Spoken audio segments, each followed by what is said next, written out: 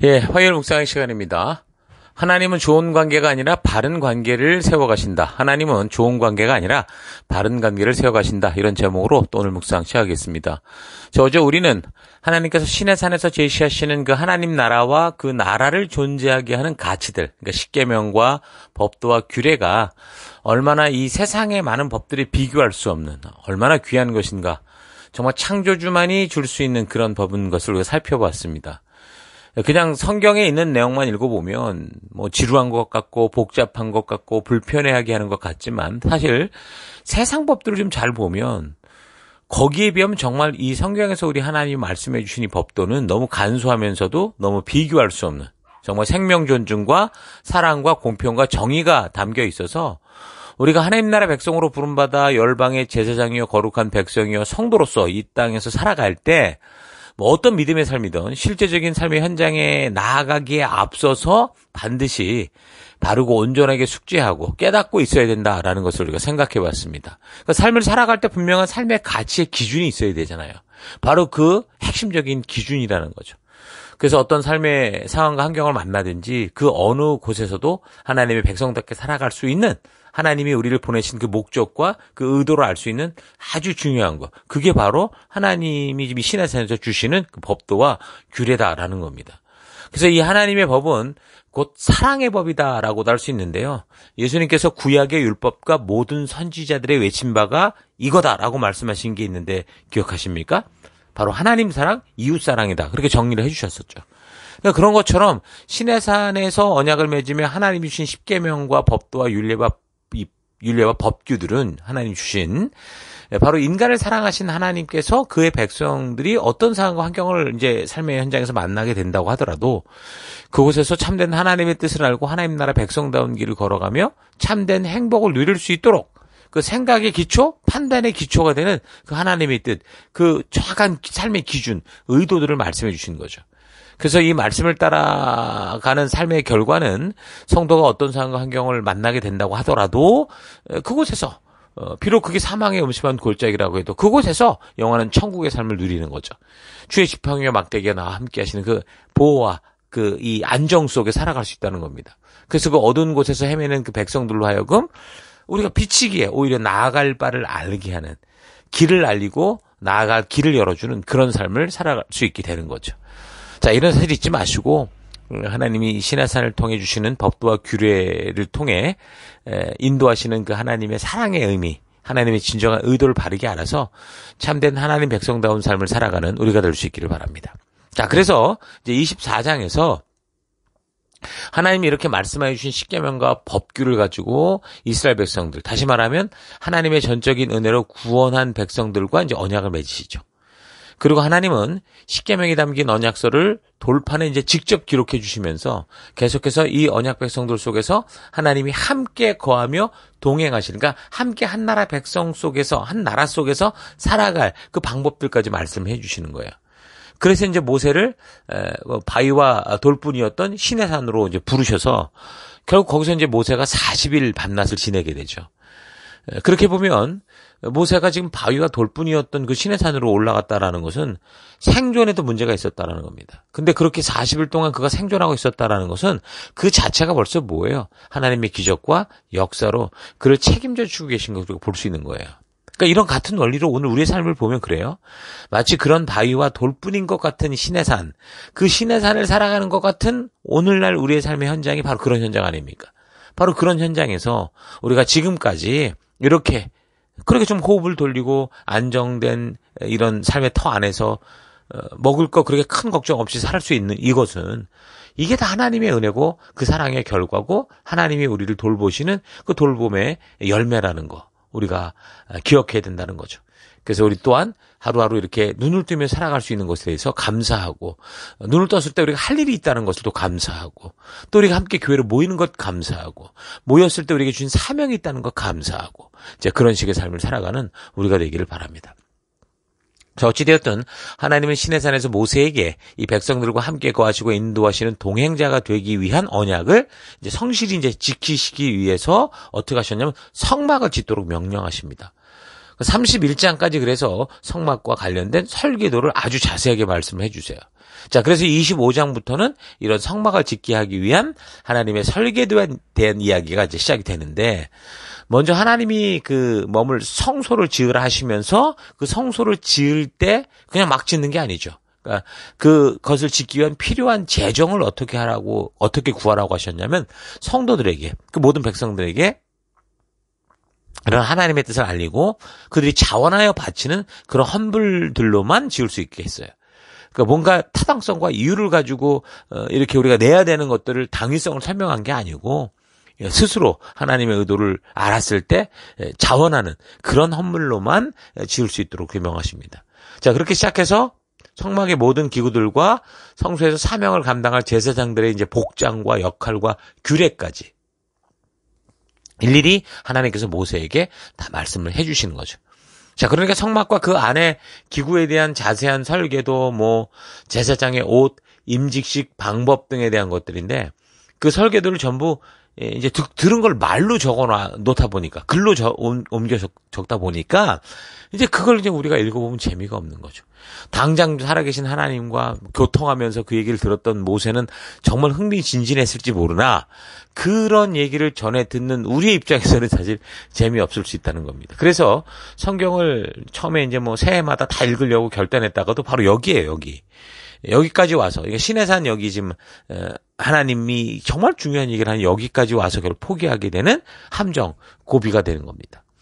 그래서 우리 이제 이런 부분들을 읽어 나갈 때, 여기 지금 하나님 말씀해 주시는 거 자주잭실이니, 금골이니, 몇 폭을 이어 만들어야 되니, 이런 거와 같은 것에 대해서 하나하나 무슨 의미를 부여하고 이렇게 복잡하게 읽어가는 게 아니고, 성막을 지금 우리에게 주시고자 했고, 왜 주시고자 했는가라고 하는 그 전체적인 의미를 우리가 파악하면서 그냥 그렇게 큰 그림을 읽어 나가면 좋습니다. 그리고 좀 더 정말 적극적으로 한다면 본문을 읽어보면서 글을 읽고 당연히 우리가 읽을 때 상상이 되니까 그걸 직접 설계도를 따라 그려보는 것도 아주 좋게 파악하는 방법 중에 하나죠. 근데 이제 그런 게 복잡하게 생각이 들고 자꾸 이제 포기하려는 마음이 생길 수도 있으니까, 근데 이미 글로 전해진 이 설계도들을 또 정말 은혜 가운데 그 그림으로 그린 사람들이 있어요. 그러니까 그런 것들을 보면 빨리 파악할 수 있죠. 어찌됐든, 그래, 이제 완성된 그림을 보면서 파악하면 좋은데, 그래서 성막 전체 구조에 대해서는 그 주일 설교 파워포인트 자료를 보면 나와 있기 때문에 금방 알 수 있을 겁니다. 그래서 그 자료를 참고로 이제 살펴보면 성막은 전체적으로 이제 울타리가 쳐져 있어요. 울타리가 쳐져 있고, 이제 동쪽으로 문이 하나 나 있었는데, 동쪽에 들어가는 문이 하나 있었는데, 그 문을 통과해서 들어가면 제일 먼저 만나는 것이 번제단이었습니다. 그 번제단을 지나면 물두멍이라는 게 있었고, 그리고 더 지나가면 또 하나의 텐트가 나왔어요. 거기 이제 성소와 지성소로 나뉘는 건물인데요. 이건 두 개 건물이 된 게 아니고 하나의 건물 안에 앞쪽에 3분의 2가 성소, 뒤쪽에 3분의 1이 지성소 이렇게 됐습니다. 자, 그래서 이제 성소와 지성소를 구분하는 어떤 그 방법은 다른 게 아니라 그냥 휘장으로 이렇게 가로막혀져 있었어요. 그 예수님께서 왜 십자가에서 운명하실 때 결국은 죽으실 때 그 성전에 있는 그 휘장이 그 위에서 아래로 쫙 찢어진 그 얘기를 들으면서 우리가 분명히 알 수 있는데 바로 그걸 말하는 겁니다.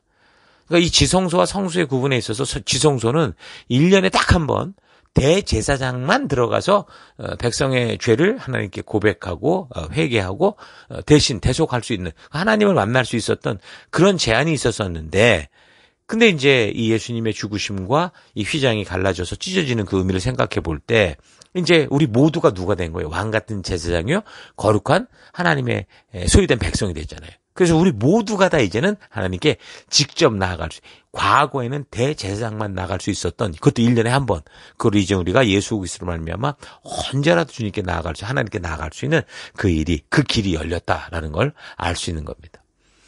자, 계속해서 성막에 대해서 좀 더 자세히 살펴보면 그 내용들을, 성막 안에 한 건물이 하나님이 거하시는 그 성소와 지성소라고 그랬는데, 그 1년에 한 차례 대제사장 만나주시는 곳이 지성소. 근데 그 지성소 안에 뭐가 있었냐면 언약궤가 있었어요. 그 언약궤 위에는 궤짝 같은 건데, 그 언약궤를 덮는 게 아닌데 그 속죄판이라고 그랬거든요.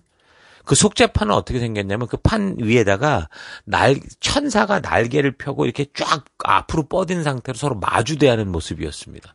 그 천사들은 하나님을 보호하고 보좌하는 수호하는 천사들이었는데 보통 케루빔 이렇게 얘기하죠. 그룹 한국말로는 그룹이라고 해석을 했어요.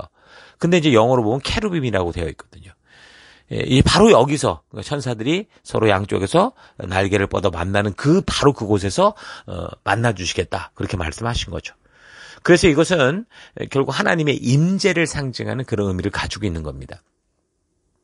그래서 언약궤와 이 속죄판은 하나님께서 지명하여 불렀던 그 부살렐이라는 사람이 조각목으로 궤를 만들고 순금으로 속죄판을 만들었거든요. 그래서 이 언약궤는 그 지성소에 있는 유일한 성물이죠. 그거 하나밖에 없었어요. 그래서 그 안에는 이 언약궤 안에 뭐가 또 들어가 있었냐면 10계명을 기록한 두 돌판, 하나님이 직접 기록해 주신 거죠. 그 두 돌판과 만나 항아리, 매일 아침마다 이 음식을 먹을 수 있도록 하늘에서 내렸던 그 만나를 담은 항아리. 그리고 이제 아론의 싹이 난 지팡이. 아론의 지팡이가 마른 거였는데 이제 백성들과의 악유 속에서 누가 옳은가를 알게 할 때 이제 그 지팡이에서 싹이 나게 하는 그런 일이 있었었죠. 그러니까 다시 말하면 하나님께서 직접 보여주셨던 기적, 그 기적의 증거들이 지금 여기 언약궤 안에 담겨져 있는 겁니다. 자, 그러니까 이렇게 또 행하면 또 행하면 되잖아요. 하나님이신데 마른 나무에만 싹이 나게 하겠습니까? 철판도 나고 그냥 천에도 나고 다 하게 할 수 있을 텐데. 그런데 그렇게 하지 않고 또 행할 수 있는 것인데도 불구하고 하나님이 이런 기적의 증거를 모아둔 것은 어떤 의미가 있을까 생각해 볼 필요가 있죠. 그러니까 하나님께서는 전지전능하셔서 모든 걸 할 수 있어도 이런 똑같은 기적을 늘 일상처럼 보여주는 그런 방법을 취하시지는 않는다는 거예요.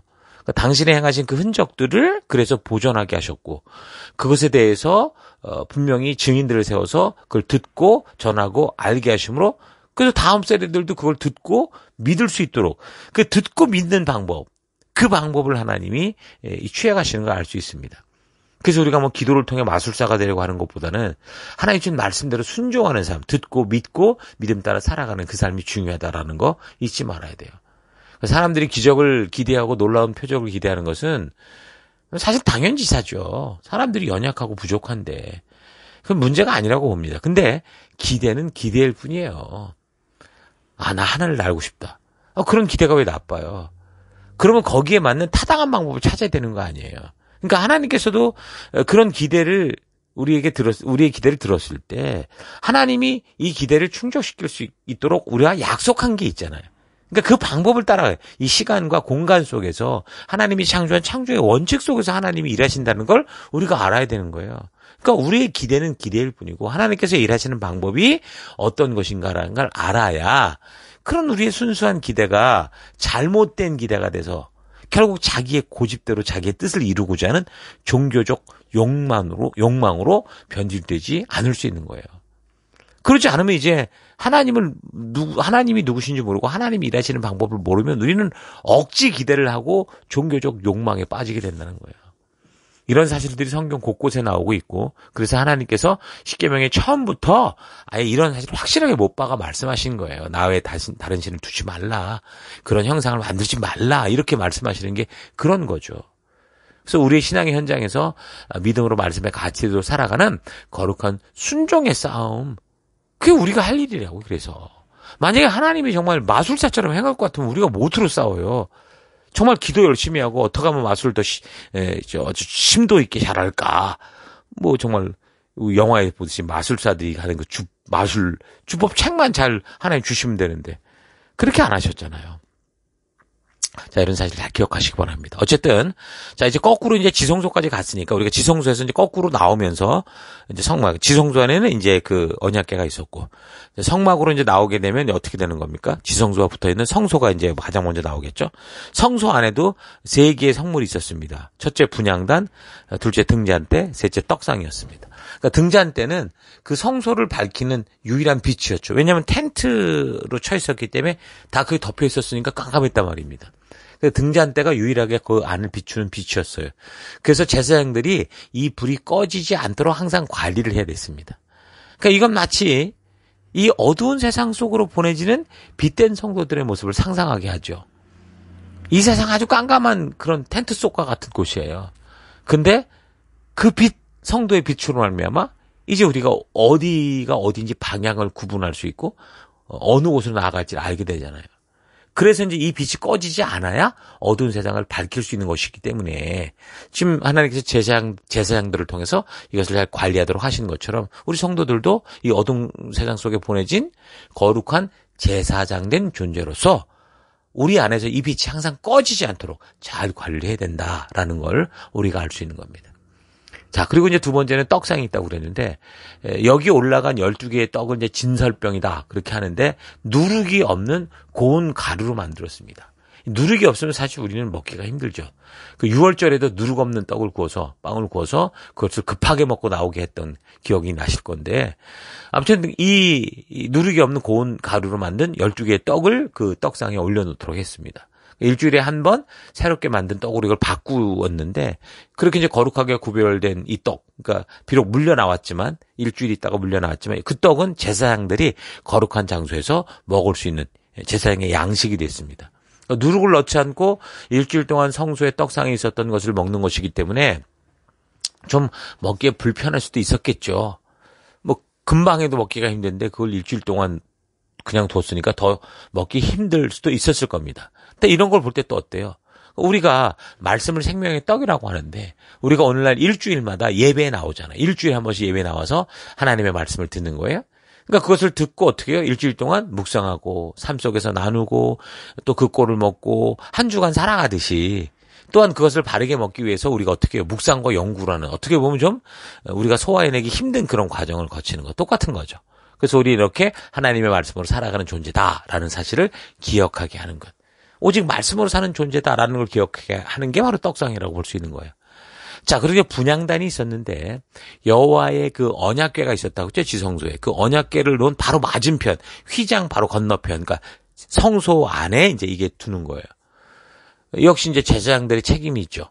아침 저녁으로 향을 피워서 이게 향이 계속 올라갈 수 있도록 하는 거. 그게 이제 그들에게 주어진 사명이었습니다. 여기서 피울 향은 하나님께서 직접 가르쳐 주신 그런 재료를 가지고 만든 것만 피울 수 있었어요. 그래서 여기에다가 뭐 다른 번제물이나 뭐 곡식제물을 올린다던가 부어드리는 제사, 전제로 드리는 제물을 분다. 이래서는 안 되는 거였죠. 그러니까 이걸 정리하면 어떤 거예요? 우리의 생각과 우리의 느낌과 우리의 방법대로 우리가 즉흥적으로 하나님을 섬기는 게 아니라 하나님이 미리 말씀해 주신 그 기준, 그 법도, 그 규례, 그러니까 창조주의 가이드를 잊지 않고 살아가는 게 얼마나 중요한가라는 걸 말해준다는 거죠. 그래서 하나님이 만들게 한 이 향 제조법 같은 경우는요, 우리 인간들을 위해서 뭐 나도 이게 좋으니까 나도 집에서 만들어야지 이러면 안 된다는 거예요. 그렇게 하지 말라고 그랬어요. 그래서 만약에 하나님 주신 이 방법을 하나님께 온전히 드릴 때만 쓰는 건데 이걸 자기 마음대로 자기 스스로 즐기려고 하다가는 어떻게 되는 거예요? 그 백성에서 끊어질 수 있다. 그렇게 얘기를 하거든요. 그러니까 말씀대로 살아가는 하나님의 약속의 길, 믿음의 삶에서 벗어나는 삶은 어떻게 된다는 거예요? 결국 죽음으로 가는 삶이다. 이런 사실을 우리가 볼 수 있다는 거죠. 자, 아무튼 중요한 것은 10계명의 그 첫 3계명에서도 말씀을 하셨듯이 하나님을 마음대로 상상하고 각색해서 자신들이 원하는 대로 만들고 행하는 것은 이건 성경의 처음부터 항상 하나님이 항상 주의하도록 사람들에게 이거는 잊지 말라고 항상 가장 처음 말씀하신 그런 핵심 포인트다라는 사실을 여러분 잊지 말아야 됩니다. 그러니까 우리가 그래서 여호와를 바르게 알아야 되는 거예요. 자, 그리고 그렇게 이제 성소를 이제 나오게 되면 뭐가 있다고 그랬죠? 물두멍이 있는 거죠. 성소가 있는 텐트를 나오면 노쇠로 만든 물두멍이 있는 거예요. 한마디로 큰 그릇에 세수대야 같다라고 보면 됩니다. 이거는 제사장들이 이제 성소, 그러니까 그 성소로 들어가기 전에 자기를 다시 깨끗이 씻는 곳이었어요. 살아있는 번제물을 잡는 거는 원래 제사장이 아니에요. 그 번제물을 끌고 온 사람이 자기 죄를 전가시키고 그걸 직접 죽이는 것이기 때문에 뭐 제사장들에게 많은 뭐 동물의 피가 묻거나 튀거나 이런 건 아니었지만 뭐 도살을 하고 조각을 내서 번제단에 올려 태울 준비라는 그런 과정에 제사장들이 다 입회해서 그걸 관리해야 됐기 때문에 그런 제사 과정에서 아무래도 뭐 여러 가지로 오염될 수 있었겠죠. 그래서 그런 것들을 성소에 들어가기 전에 깨끗이 씻을 수 있도록 했던 그 장소가 바로 물두멍이었습니다. 자, 그리고 다시 또 동쪽 문으로 계속 나오다 보면 이제 번제단이 있겠죠. 이곳에 이제 여러 가지로 드리는 이제 번제물로 잡는 짐승들을 잡아서 거기 태운 거예요. 조금 전에 말했듯이 한 사람이 자신의 죄를 대속하기 위한 번제물을 가지고 오면 어떻게 해요? 제사장들이 도살하는 게 아니라 그 데리고 온 동물의 머리 위에 자기가 스스로 자기 자신인 것을 인정하며 안수하고, 그리고 그 동물을 의인화된 이 동물을 자기 자신이 직접 어떻게 된 거예요? 죽여야 됐던 거예요. 그래서 그 동물을 죽여야 됐기 때문에 그건 정말 사람은 우리가 뭐 무슨 모기를 잡거나 팔을 잡거나 이런 건 아주 쉽지만, 조금만 큰 뭐 닭이 됐든 뭐 토끼가 됐든 좀 큰 저 동물들 같은 경우 이걸 죽이는 거는 굉장히 쉽지 않습니다. 그리고 그 과정이 굉장히 끔찍한 거를 우리가 느끼거든요. 그러니까 생명이 죽어가는 데는 항상 우리도 모르는 영적인 긴장감들이 있단 말입니다. 근데 그 당시에 이제 남자들의 경우 대부분 이제 뭐 아무래도 집단적으로 생활했으니까 집에서 생활할 때 뭐 그때 먹을 양식이 뭐 동물 이런 거밖에 없으니까 동물을 잡는 일을 해봤겠죠. 그래서 어느 정도 숙달되어 있는 사람들이 있었을 수 있지 모르지만, 근데 이게 남자만 제사를 드리는 게 아니고 뭐 동물을 죽일 수 있는 사람만 제사를 드리는 게 아니라 모든 죄인들이 제사를 드리는 거잖아요. 그러니까 아직 집안에서 동물을 잡은 일을 해보지 못한 어린 뭐 사람들이나 여자나 뭐 노인 등 이런 사람들에게는 제사를 직접 내가 내 죄를 전가시키고 그 죄를 죄는 이 동물을 내가 죽여야 됐기 때문에 그렇게 살아있는 동물을 자기 손으로 죽인다라는 건 쉽지 않은 일이었겠죠. 자, 그래서 이제 이런 것들을 실제적으로 좀 우리가 생각을 해보면 이 번제를 드린다는 과정, 예배를 드리는 과정은 정말 그 당시 쉽지 않은 늘 긴장된 그런 과정이었다라는 걸 알 수 있습니다. 생명들이 막 죽어나가니까. 어떻게 그렇게 동물의 생명을 그래서 겨우 어떻게 죽였다고 생각을 해봐요. 그럼 그걸로 끝나느냐? 그게 아니에요.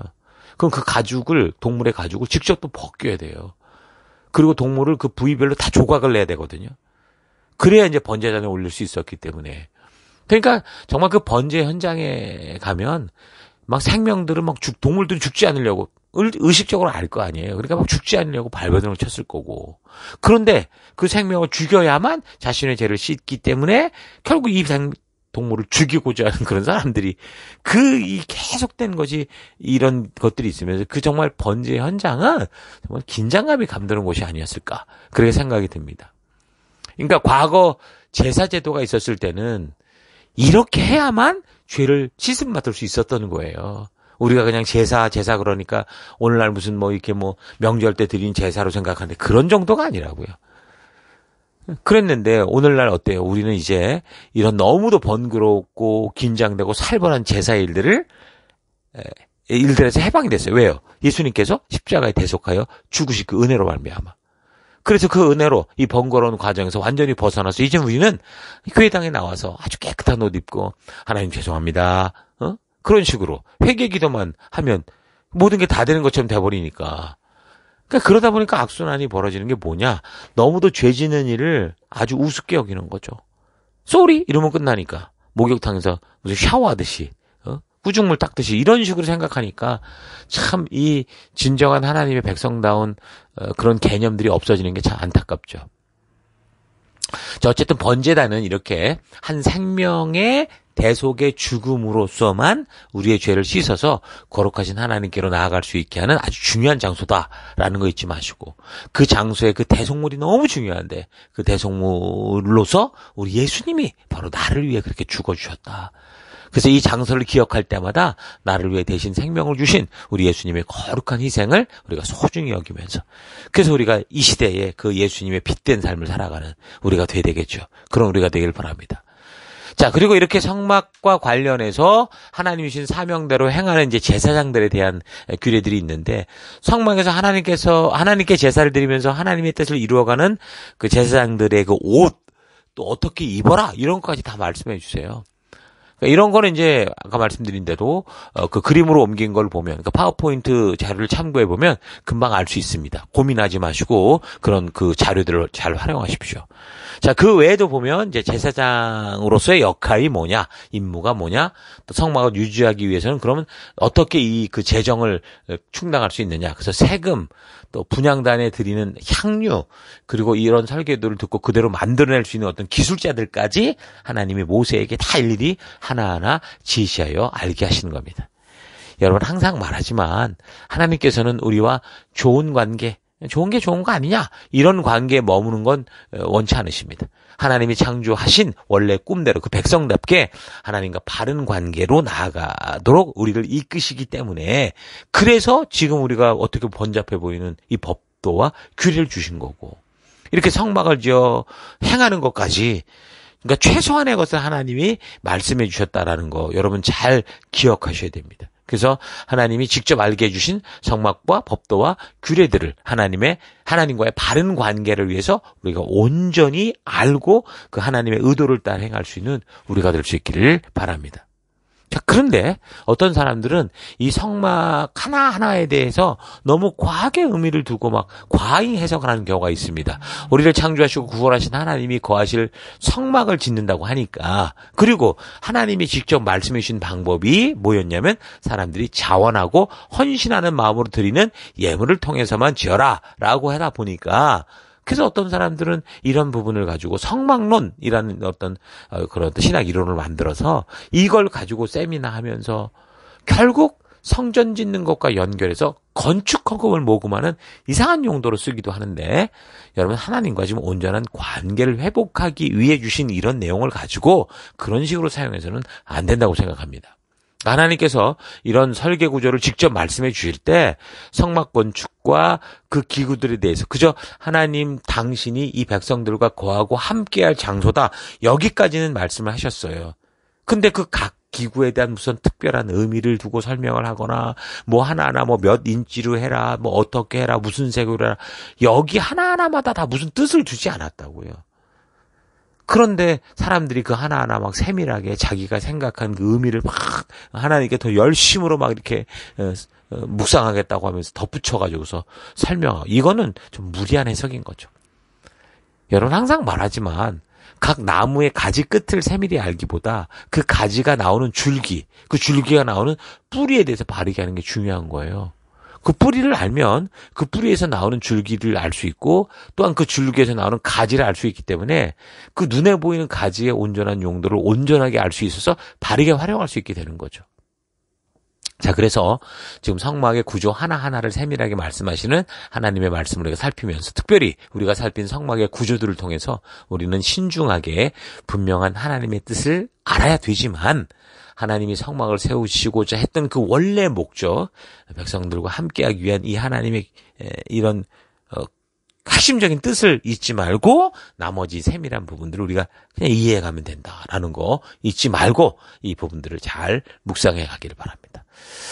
자, 오늘 하루 나는 하나님께서 이렇게 우리와 만날 성막에 대해 일일이 말씀해 주시는 것을 통해서 그 시대 다른 사실 우상 신전들이 많았기 때문에 뭐 그냥 성전 져라 그러면 사람들이 계속 보고 충분히 비슷하게 흉내 낼 수 있었을 건데, 그럼에도 불구하고 왜 하나님은 굳이 이렇게 스스로 이런 세밀한 구조를 말씀해 주셨는가라는 거, 이런 하나님의 의도를 여러분 깊이 되돌아볼 수 있기를 바랍니다.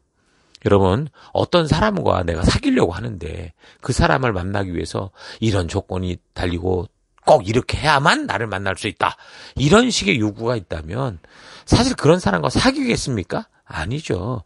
그런 사람과의 관계는 온전할 수가 없어요. 사귀어지질 않는 거예요. 그런데 하나님 이걸 아시는데, 하나님 그런 사실을 알면서도 계속되는 내용을 보면 어떻게 볼 때 아주 까다롭게 당신을 만날 수 있는 방법을 분명하게 제시하고 있죠. 왜 그럴까요? 두 인격의 만남에 있어서 까다로운 조건은 서로의 관계가 형성되지 못하게 하는 장애물이 될 건데 왜 하나님은 그렇게 하셨을까?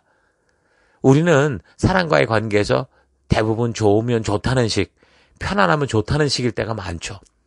그래서 서로 격이 없이 지내는 것이 서로 가까운 사이다라고 생각할 때가 많습니다.